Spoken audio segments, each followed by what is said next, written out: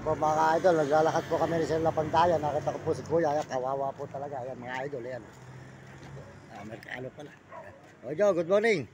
Sir, Oh, sir, bigay mo kape. oh, kape.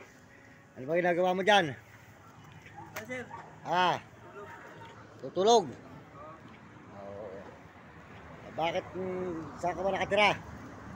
Ah, saan ka nakatira idol?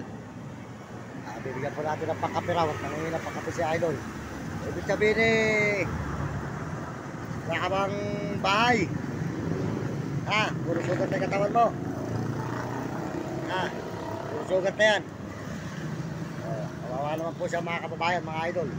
Kahit tayo mahirap pa, ibigyan po natin ng pangkape. Ayan. Bili ka ng kape Nangangamoy na yung sugat mo, idol. Kailangan lapit mo na sa gobyerno. Ito po, bibigyan natin 50 pesos.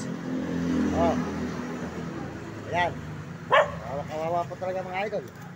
Kaya nga po nakita ko lang po dito sa may papunta tayo po ng Zambales. Si Kuya, nakita natin dito na puro sugat po ang katawan.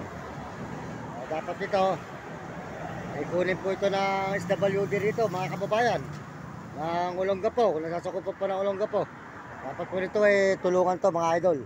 Kaya po mga SWD ng Olongapo, nanunungkulan po rito. Medyo tulungan nyo si Kuya at medyo kawawa. Ayan po, nakita naman po ninyo kalagayan. Ayan mga idol. Talaga po siya